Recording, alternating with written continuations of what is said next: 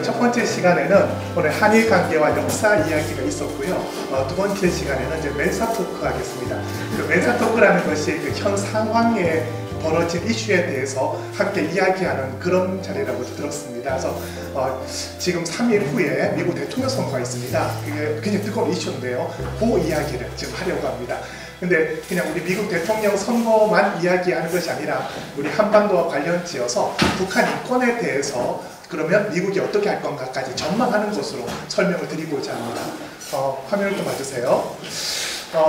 이제 11월 5일 이제 미국 대통령 선거에서 이제 이틀 뒤입니다. 이틀 뒤인데 미국 여론조사를 보니까 D-11이 그래서 대대적인 여론조사를 했더라고요. 자, 그러면 그 대대적인 여론조사의 결과가 무엇인가? 근데 저는 결과를 봤는데요, 조금 싱겁습니다.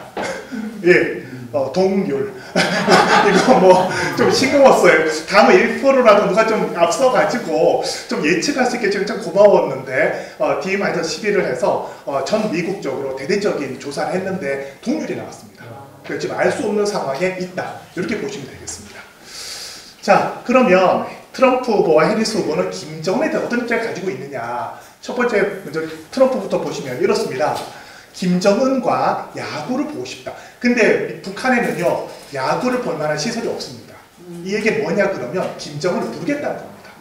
그래서 또 이런 말도 했다고 들립니다. 다저스 경기를 같이 보고 싶다. 어쨌든 트럼프가 대통령이 되면 김정은이 미국에 나타나는 것을 우리가 볼지도 모릅니다. 볼 가능성이 높다고 보여집니다.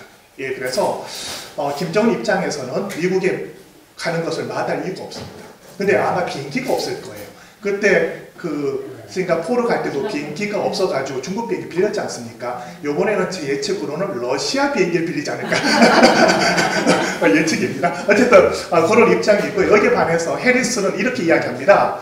김정은 같은 폭군하고는 말하고 싶지 않다. 그래서 지금 그 해리스는 뭐라고 말했냐 그러면 그 전 세계에 두 지도자가 있는데 살인자요 독재자인 겁니다. 두 명 누구일까요? 김정은하고 시진핑. 그러니까 해리스가 대통령이 된다면 미국하고 중국 관계가 좋지 못할 겁니다. 예, 독재자, 살인자. 그다음 김정은도 독재자, 살인자. 그러니까 독재자하고 살인자라고 자기가 말을 했는데 거기에 대해서 말을 바꾸기는 어려울 겁니다. 그래서 트럼프가 된다면 북미 관계가 개선의 길로 갈 것이고 해리스가 된다면 북미 관계는 개선되기 어려울 것이라고 예측이 됩니다. 근데 현재 동률입니다. 예, 이틀 뒤에 보시겠죠. 자, 그러면 김정은은 어떠냐? 트럼프에게 모든 것을 걸었다고 보여집니다. 다 걸었습니다. 뭐까지 걸었는지 딱 보여드릴게요. 첫 번째는 요건 이제 우리 뉴스에 그 MBN이라고 되어 있지요. MBN 돼 있어서 김정은이 9월 달에 이제 그 핵융합 발전소입니다. 그 핵폭탄을 만드는 원료 두 가지 아시지 않습니까? 플루토늄하고 농축우라늄. 이게 농축우라늄 시설입니다. 되게 깔끔하죠. 굉장히 깔끔하게 되어 있습니다. 근데 보기만 해도 힘이 난다. 근데 이 사진의 출처 어딘지 아십니까? 이 사진의 출처 북한 통신입니다. 요거 저는 조선중앙통신이라 해가지고 북한이 공개한 겁니다. 그래서 북한 주민들도 봤습니다. 그러니까 요거는 이제 북한이 전 세계에 지금 보여주는 겁니다. 그럼 도대체 이걸 왜 보여주냐? 이게 사실은 비밀 시설입니다. 어느 나라고 이 시설 보여준 나라는 북한이 유일합니다. 이게 원래 보여주는 시설이 아닙니다. 이게 NC, ND 아닙니까? 이런 시설들은 사실은 이게 보안시설이거든요. 우리 집 가끔 보안시설입니다. 보여주면 안 되는 건데 대놓고 보여줍니다. 아주 자세하게. 다시 보여줍니다. 자, 그러면 이것도 왜 보여주느냐? 자, 트럼프 후보가 뭐라고 말했냐 그러면 북핵을 용인하겠다. 그러니까 이제는 북한 핵을 없애는 것이 아니라 핵 감축을 하겠다는 겁니다. 그래서 요번에 그 한미 핵 관련된 협의가 있었습니다. 근데 발표문을 보면 거기 비핵화라는 단어가 빠졌습니다. 그러니까 트럼프가 된다면 핵을 용인하고 핵 동결 제재 완화로 갈 것이다 라고 북한도 보는 겁니다. 그러려면 카드를 보여줘야 됩니다. 내가 이런 거 있습니다. 진짜 있습니다. 근데 가끔 이거 뭐가 없으면 보여줘야지. 그래 거래를 할 수 있죠. 너 정말 있어? 그때 밝히는 것보다 밝혀놓는 겁니다. 트럼프가 되기 전에. 그래야 카드가 높지 않습니까? 자, 또 두 번째 보겠습니다. 자, 그럼 이제 트럼프에게 뭐까지 걸었느냐? 사람 생명을 겁니다. 여러분들 그 오스틴 국방장관이 확인해 줬습니다. 우리 국가정보원에서 지금 북한 사람이 지금 러시아에 가 있다는 거 보셨지, 그쵸? 거기에 대해서 사실은 그 나토하고 미국이 거기에 대해서 명확한 답을 안 줬습니다. 그다음 최근에 줬습니다. 예, 그래서 증거가 있다. 그래서 최대 뭐 12,000명 간다고 하는데요. 두 가지 의견이 갈립니다. 첫 번째 뭐냐 그러면 전투병일 것이다라는 의견이 하나 있고요. 다음 두 번째는 사실 북한 군인들이요 군복 입은 너무 잘입니다. 그 평양 건설하는 거 보십시오. 다 허름한 군복 입은 군인들이 다 해요. 그러니까 허름한 노무자. 그래서 이 12,000명이 가든 15,000명이 가든 북한 사람이 가는 건 맞는 것 같습니다. 가는데 정말 그 전선에 나가서 싸우는 군인인지 아니면 재건 사업하는 노문자인지는 아직 확인이 안 되고 있습니다. 우리 국정원도 왔다 갔다 해요. 어쨌든 사람을 보내는 건 맞는 것 같습니다. 근데요, 노무자로 보내든 군인으로 보내든 사람이 죽을 확률이 높습니다. 그래서 김정은 입장에서는 사실 북한의 인권을 이렇게 뭐 중시하고 있는 나라가 아니라서 일단 보내기는 하는데 그래도 자기 군대를 보내는데 어찌 마음을 안 쓰겠습니까? 그냥 거는 겁니다. 자, 그 뭘 거느냐? 요걸 거는 것 같아요. 여러분들 얼마 전에 젤렌스키가 그 UN 회의 차 가서 네, 다 만났습니다. 트럼프를 만나면 트럼프한테 답을 못 얻었어요. 도와주겠다는. 근데 트럼프 입장은 뭐냐 그러면 전쟁을 종식시키는 거. 트럼프가 말했지 않습니까? 이 러시아 우크라이나 전쟁은 빨리 종식되어야 한다. 만약에 트럼프가 된다면 아마 종식을 할 겁니다. 그래서 러시아는 가능한 많은 땅을 뺏어가죠. 그런 거 아닙니까? 우리 6.25 전쟁 끝날 때 뭐 38선으로 하느냐, 현재 상황선으로 하느냐 막 싸우다 결국은 현 상황으로 끝났지 않습니까? 이거 뻔합니다, 이것도요. 그러니까 서로 먹은 땅 차지하기. 그럼 지금 그 러시아는 많이 먹어놨거든요. 그 다음 때 그 우크라이나가 러시아 땅을 먹어놨는데 반쯤 또 되찾았다는 얘기가 있어요. 어쨌든 꼭 할 겁니다. 그래서 늦어도 내년 초에는 전쟁이 끝나지 않을까 트럼프가. 왜냐 그러면 지금 무기 지원을 안 받고서는 더 이상 할 수가 없어요, 우크라이나가. 그래서 트럼프 대통령이 된다면 아마도 전쟁이 빠른 시일 내에 종식될 것이다. 그럼 북한의 입장에서는 사람도 덜 죽고 대신에 도와줬다. 예, 그 보시면 지금 최선희 외무사, 우리 외무장관이 러시아에 가 있습니다. 그래서 가서 뭐 김정은 방러 협의, 그래서 내년이 한반도에서 중요한 해가 될 수 있습니다. 첫 번째는 김정은 위원장이 미국을 방문할 확률이 있습니다. 트럼프가 된다면 야구로. 첫 번째고, 두 번째는 러시아에서 부를 겁니다. 이거는 거의 100% 하셔야 할 것 같습니다. 그래서 트럼프가 된다면 안 되더라도 김정은은 러시아를 방문할 거로 보여집니다. 근데 지금 사실은 그 북한이 러시아한테 받을 게 많아요. 구해낼 때. 뭐 위성 기술부터 해가지고 위성도 계속 실패하다가 러시아 도움 받아 됐거든요. 그러니까 지금 기술이 많이 필요합니다. 그래서 뭐 근데 저는 뭐 다 중요하지만 요거 그 ICBM이요 이렇게 재진입을 해야 됩니다. 이렇게 우크라이나에서 이게 대기권 재진입한 그때부터 한 6,000도 정도 올라갑니다. 그래서 그걸 견뎌내는 재진입 기술, 그래서 방향도 잘 맞춰야 되거든요. 그 기술을 받아야 됩니다. 그러면 미국을 타격할 수 있습니다. 네, 그것만 얻으면. 그래서 여기는 안 나와 있습니다만 제가 볼 때는 이거 위성 기술은 얼추 받은 것 같고요. 그러니까 성공했고, 그 다음에 재진입 기술을 굉장히 원하고 있을 겁니다. 그 다음 하나 더 원한다면 요거 핵잠수함. 그러니까 핵잠수 지금 그 디젤이 소리가 좀 납니다. 그래서 그 지금 북한 잠수함 찾기 쉽다는 거거든요. 시끄러워서. 근데 요거는 조용합니다. 조용합니다. 그래서 아마도 요 세 가지. 그러니까 요거는 지금 얻었다고 보여지고요. 요거랑 요거, 요 두 개가 중요한 기술을 보면 되겠습니다. 자, 그러면 북한이 앞으로 큰 소리 칠 수 있다고 보는데요. 특히 러우 전쟁 관련 첫 번째는 뭐지요? 사람을 보내놨습니다. 목숨을 거는 것만큼 중대한 게 어디 있습니까? 러시아에 큰 소리 칠 겁니다. 러우 전쟁 끝나고 나서 지분을 달라고 할 겁니다. 그래서 제 생각에는 그 재개발, 그 전쟁만 표대입니다. 거기 지금 재개발 사업이 엄청납니다. 그래서 우리 그 유승열 대통령도 젤렌스키 그 통화했지 않습니까? 그 600조 좀 내는데 우리 한 10%, 뭐 어쨌든 그거 있어. 대규모 복구 사업에 북한이 가고 싶어요. 또 달라고 할 거. 자, 여러분들 우리 교재 77쪽 좀 보시겠습니다. 그 77쪽에 뭐가 있냐 그러면 그 북한이 큰 소리 칠 수 있는 거 두 가지. 첫 번째는 사람 보내는 거 중요하지요. 다음 사람만 보냈나요? 무기도 보냈지 않습니까? 또 이제 외교와 관련되어서 77쪽 좀 보시면요. 이게 뭐냐 그러면 그 유엔에서 러시아가 우크라이나 쳐들어갔잖아요. 거기에 대해서 결의를 했습니다. 야, 러시아 전쟁 끝내라. 다음 뺏은 땅 돌려줘라. 막 이렇게 했는데 그때 보시면요 거의 모든 나라가요 러시아 욕했습니다. 이 러시아 나쁜 놈 물러가라 배상해라 뭐 해라 그런데 유일하게 4개 나라 5개 나라 그 중에 2개 나라가 계속해서 러시아 편을 듭니다. 그 2개 나라 어딘지 아십니까? 바로 중국하고 북한. 그러니까 북한은요 뭐까지 했냐 그러면 제가 그 회의 영상 봤거든요. 영어로 나오고 다 들어봤는데 하여튼 그 북한 사람 영어 듣기 어렵습니다. 몇 번 들어봐요. 들어봤더니 무슨 얘기냐 그러면 러시아를 옹호하는 얘기를 해요.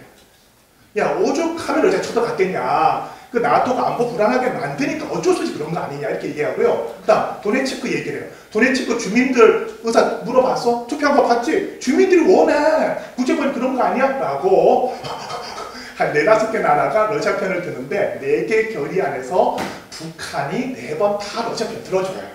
그러니까 러우 전쟁 끝나고 나서 큰 소리 칠 겁니다. 야, 한번 봐라. 그 전쟁 때 무기 주고 사람 주고 이렇게 해준 거 우리밖에 없지 않냐? 그래서 아마 러우 전쟁 끝나고 나서 북한에 특수가 있을 수 있습니다. 우리도 그런 거 아닙니까? 좀 슬픈 그 역사지만 베트남 전쟁 참전해가지고 우리 그때 경제 개발에 발판 마련하지 않았습니까? 그게 슬프지만 아마 북한 입장에서도요 대규모 사람들 보내가지고 재건하고 무기 팔고 기술 받고 내년이 막 어마어마할 겁니다. 거기다 트럼프가 된다? 대박이죠. 예, 그런 시대가 곧 예정입니다. 근데 내일 모레 달렸습니다.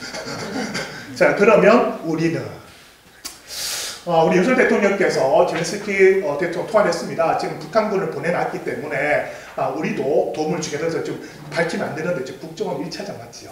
지금 우크라이나 가 있어요. 근데 왜 밝히는지 모르겠어요. 어느 나라 정보기관이 어쨌든 하여튼 단계적으로 대응해 주겠다. 이 단계를 제가 모르겠습니다.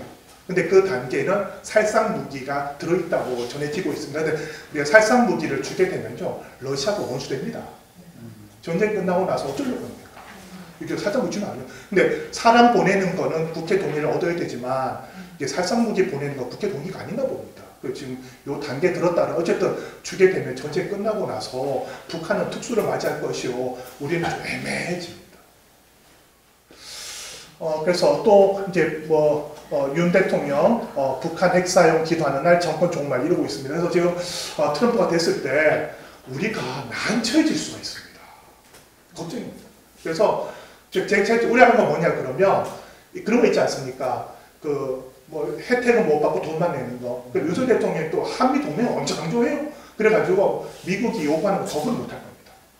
그래서 트럼프가 되고 나서 북미 관계 개선되는 그 상황에서 북한이 우리를 무시할 겁니다. 통남 공비로 할 겁니다. 그러면 우리는 무시는 무시대로 당하고 돈은 돈으로 내는 옛날 그 김영삼 대통령 그때 안 되는데 어쨌든 지금 내년이 조금 슬퍼질 수도 있다. 예, 현재 그렇습니다. 네. 자, 그러면 이제 북한 이거는 어떻게 될 거냐? 그럼 제가 볼 때는 이렇습니다. 지금 이제 북한 트럼프 당선, 이제 북한 인권 관여인데 북한 인권 이런 거 있는데 이거는 계속 될 거예요. 뭐냐 그러면 미국이요 세계 강대국 아닙니까? 그래서 전 세계의 인권을 평가해요. 우리도 평가받습니다. 미국한테. 근데 3가지 보고서를 냈는데 첫 번째 국가 보고서 하나 있고요. 총론이에요. 다음 2번째는 강론인데요. 인신매매 보고서. 다음 종교자유 보고서가 있습니다. 근데 올해 여러분들 신문 보셨을지 모르겠지만 인권 관련되어서 좋은 소식이라고 신문에 막 대문자가 난 게 뭐냐 그러면 우리가 놀라시겠지만 2022년, 23년 2년간에 걸쳐서 우리가 인신매매 국가였습니다. 모르셨죠? 미국이 우리를 인신매매 국가로 지원했어요. 그 인신매매 보고서는 등급이 4개가 있습니다. 1등급, 2등급, 2등급 주의, 3등급 이렇게 되어 있는데 우리가 맨날 1등급이었어. 우리가 인신매매 없는 나라 아닙니까? 근데 2022, 23 윤석열 정부 때 우리가 2등급 국가였어요. 인신매매. 그러다가 올해 드디어 6월 달에 보고서가 나왔는데 1등급 올라갔어요. 그래서 여러분들 지금 검색해 보시면요. 그 대문자만 정부가 발표도 했어요. 자랑사항. 하여튼 우리가 작년, 재작년 인신매매 국가였습니다. 근데 왜 우리 인신매매 국가였냐 그러면 여기서 인신매매는 사람을 이렇게 잡아서 이렇게 팔고 그런 건 아니고요. 제대로 된 가격을 주지 않으면 인신매매예요. 그러니까 가격이 있지 않습니까? 정당하게 줘야 될 가격. 그 돈을 안 주고 일 시켜 먹으면 인신매매 했다고 보는 겁니다. 그래서 우리가 2년 동안 외국인 노동자들을 제대로 못했다 그래가지고 외국인 노동자들 정당히 줘야 되는데 그거 안 줬다 그래가지고 2년간 2등급이었어요. 예, 그러다가 올해 우리가 열심히 노력해가지고 정부가 잘하겠습니다. 열심히 합니다. 열심히 해가지고 1등급 이렇게 되었다고 보시면 되겠는데 북한은 3등급이에요. 매년 3등급, 매년 3등급인데 근데 그 3등급이 왜 안 좋냐 그러면 그 3등급 계속 맞잖아요. 그럼 미국하고 무역을 할 때 최혜국 대우를 못 받습니다. 그 왜 그러냐 그러면 이런 거잖아요. 싸게 부려서 물건을 만든 거 아닙니까? 그러면 정당한 가격을 준 국가의 물건보다 싸겠지요. 근데 그런 국가에게 어떻게 혜택을 줍니까? 그래서 미국은요, 그렇게 하면 안 주게 돼 있습니다. 그래서 아무리 북미 관계가 좋아지고 무역을 한다고 하더라도 요 문제가 해결이 안 되면 체육 대우 하기가 어렵습니다. 왜 걸렸어요? 근데 요거는 트럼프가 마음대로 못 바꿔요. 아무 트럼프나. 왜냐 그러면 이런 보고서들은 법적으로 내게 돼 있어요.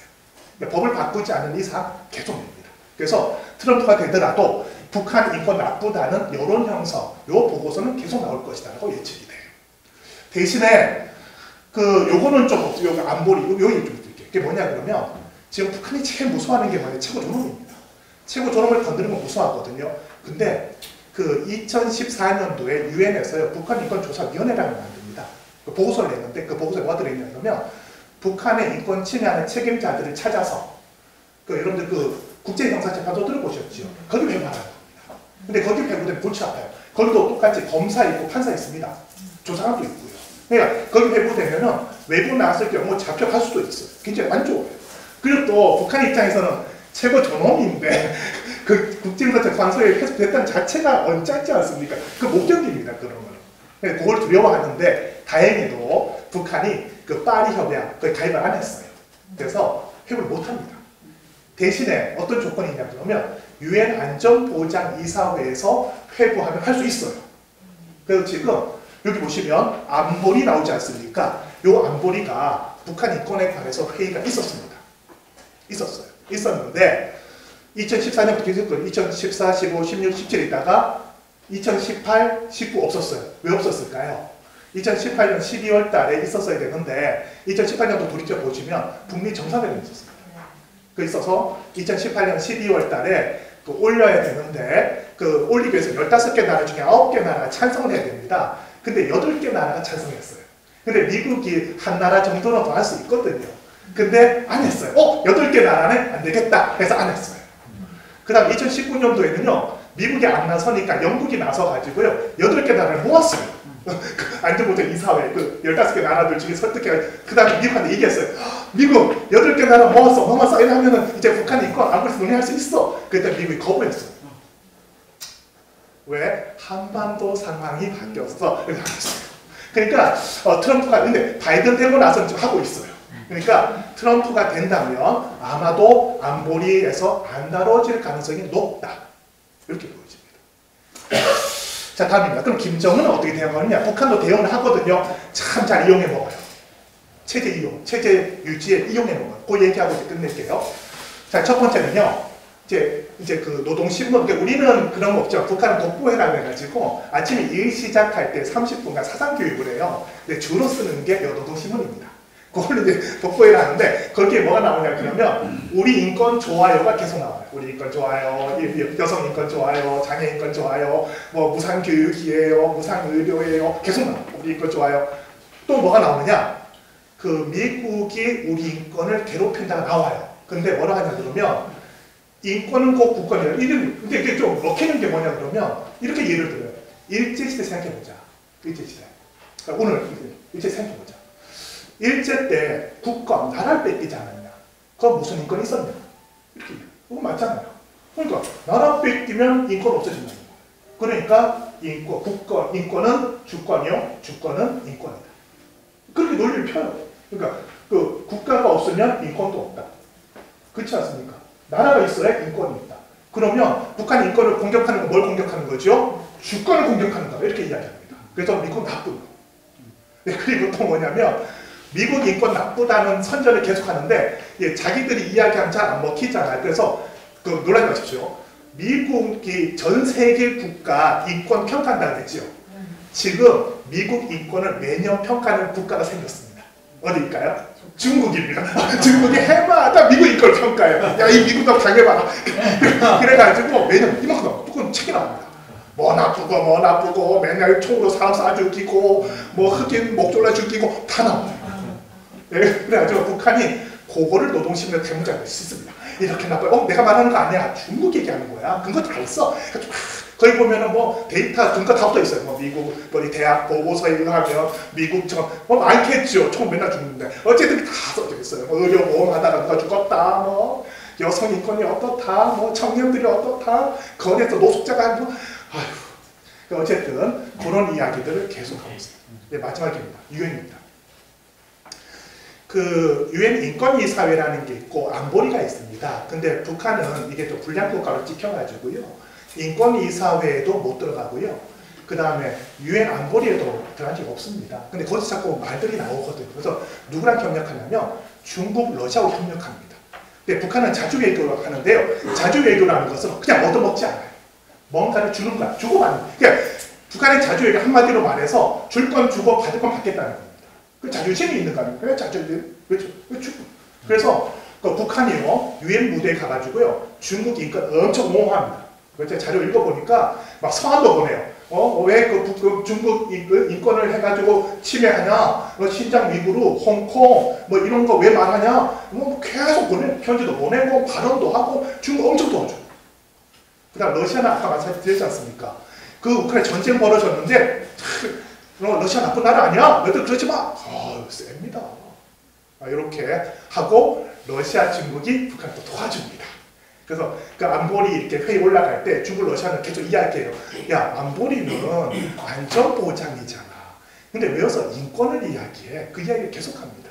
그래서 아마도 제 생각은 그 유엔에서 미국은 그 제재를 걸거나 또는 그 국제사재판소에 올리거나 하고 싶어 하는데 그러기 위해서는 상임 이사국들이 그 비토를 하면 안 됩니다. 근데 지금 분위기로는 아마 중국, 러시아는 비토를 할 겁니다. 네, 그래서 기본적으로 그 북한이 중국, 러시아 관계를 잘 유지하면 뭐 큰 낭패 당하는 일은 없을 것이다. 그렇게 보여집니다. 자, 마무리하겠습니다. 자, 그럼 우리는 어떻게 되느냐? 저는 이런 생각이 듭니다. 우리 적용을 어떻게 할까 하다가 하나님의 사랑, 하나님의 정의가 생각나더라고요.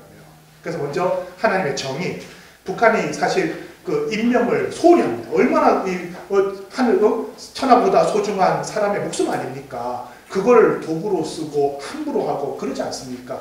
거기에 대해서는 우리가 가만히 있으면 안 된다. 그래서 다양한 채널을 통해서 이런 것을 고발하고 하지 못하도록 하는 노력에 동참할 필요가 있습니다.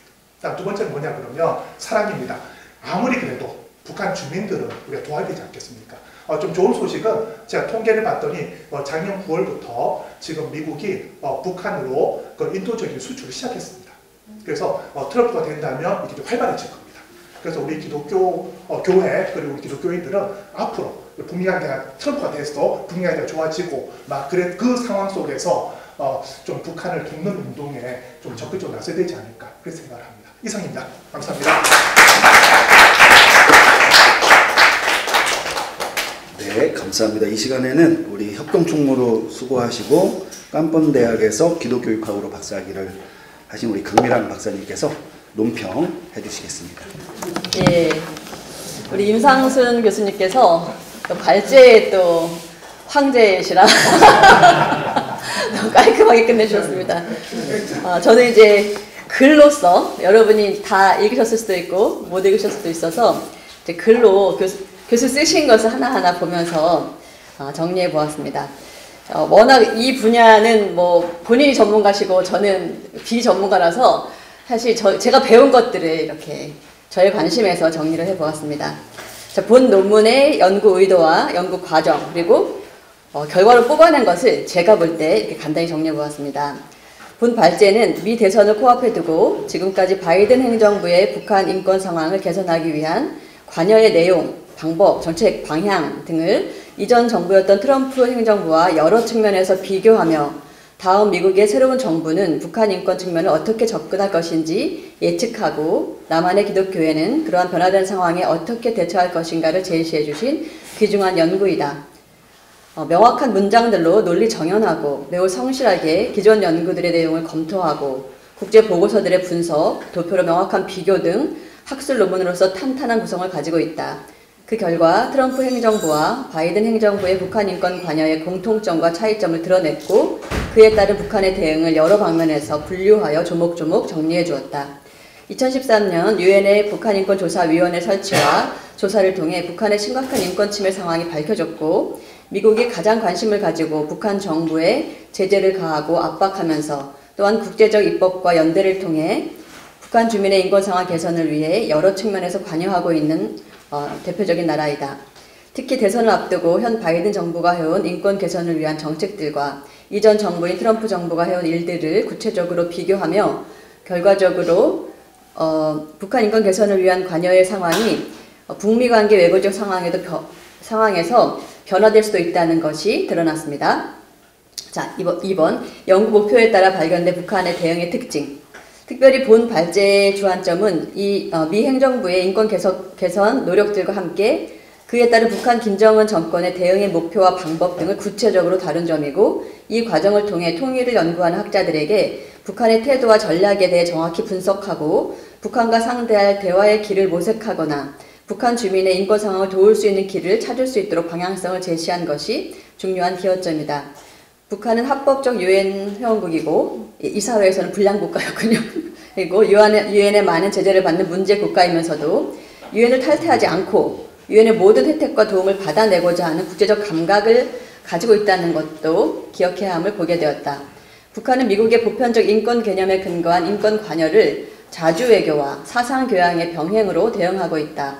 즉 미국의 북한 인권 관여를 민족 자주성을 침해하는 수단으로 인식하고 사회주의 국가들과 또 자주성을 지향하는 나라들과 협조하는 대응 방향을 제시했다. 동시에 당원들과 근로자들을 대상으로 대외 사업에 관한 사상교양 사업을 강화해 나가는 것이다. 그러면서 북한은 중국 국무원이 발간한 자료를 인용하여 미국의 인권 상태를 고발하며 세계 최악의 인권 말살국이라고 받아친다. 상호문화적 관점에서 생각하면 각 나라의 문화가 무엇을 중시하는가에 따라 인권의 의미는 달라질 수 있기에 북한의 관점에서는 미국인들의 인권 상태가 심각해 보인다고 비판하는 것이다.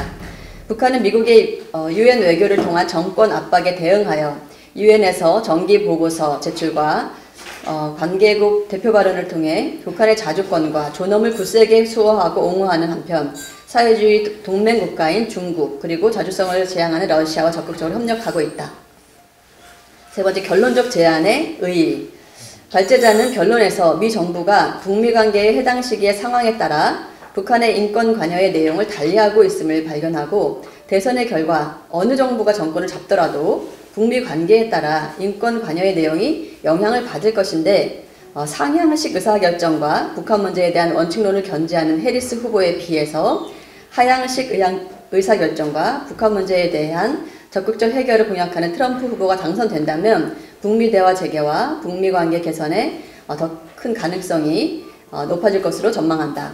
이 경우 미국의 북한 인권 관여는 이전 트럼프 행정부 시기처럼 단계적으로 완화될 것이다. 인권 문제를 주권과 사회주의 문제로 인식하고 있는 북한은 미국에서 누가 차기 대통령이 되든지 상관없이 이전과 마찬가지로 김정은 중심의 북한식 인권 체계를 유지하기 위해 사상 교양 사업으로 내부 단속을 강화하고 유엔에서 자주 외교를 통해 북한의 기존 입장을 고수해 나갈 것이다. 발제자는 이러한 상황에서 한국 기독교인들과 교회는 시민사회와 개인이 참여할 수 있는 차원의 인권 외교에서 북한 인권 상황 개선을 위해 노력해야 하고 북미 관계가 개선된다면 곧 열리게 될 대북 지원을 위해 교회 연합단체가 유엔 기구들과 협력하여 북한의 인권 취약 집단들을 직접적으로 돕기 위해 준비해야 할 것을 제안했다. 추가적인 제언을 드리겠습니다. 남한의 현 정부는 미국, 중국, 러시아, 일본 어느 주변 국가와도 자주적이도 실속을 챙기지도 못하는 외교 참사의 상황에서 북한과는 뜬금없이 일촉즉발의 적대적 긴장관계를 만들어버렸다. 이러한 심각한 상황에서 교회는 남한의 정부가 국제정세를 바르게 인식하고 북한 독재 정권과 충돌할 점이 있더라도 북한 주민의 인권 개선을 위해서 뱀처럼 지혜롭게 대화하고 협력하여 주변 강대국들과도 협조하는 외교적 역량을 발휘하도록 촉구해야 할 것이다. 그와 더불어 미 대선 이후 미국 정부가 남한 사회에 요구할 여러 가지 부담들을 주체적으로 방어할 준비를 하도록 남북의 평화관계를 만드는 데 최선을 다하도록 교회는 정부를 향하여 강력하게 압박을 가할 필요가 있다. 동시에 정부가 하지 않더라도 민간 외교의 특별한 지혜를 발휘하여 디아스포라 한인들의 연대로 국제사회 속에서 남북의 평화를 유지하고 특히 북한의 참담한 인권 침해 상황을 해결하기 위해 힘써야 할 것이다.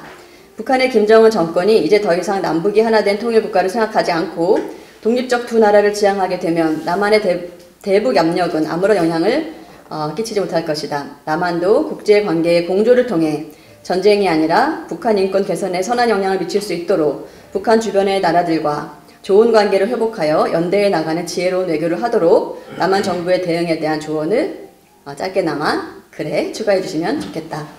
그리고 한국의 기독교인들과 교회 역할이 대정부적인 변화의 촉구로도 정리되면 좋겠다. 통일을 소망하는 사상적 좌우파 그룹들 모두 내국인이나 외국인 모두가 공감하는 북한 인권의 문제로 미 대선의 결과와 전망을 제시하는 시의적절한 연구에 감사하고 특히 북한을 주권이 있는 동등한 위치에서 대화의 파트너로 생각할 수 있는 구체적 자료들을 제공해 주셔서 감사하다. 남과 북이 정상국가로 자주권을 가지고 서로 협력하여 국제사회의 진정한 인권을 말할 수 있는 국가가 회복되는 계기를 지금 시작해 나가길 기도하며 논평을 마칩니다.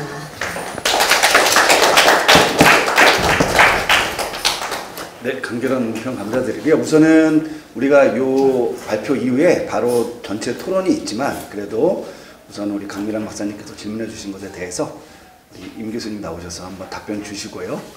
그리고 나서 잠깐 쉬었다가 전체 토론으로 들어가도록 하겠습니다. 됐습니다.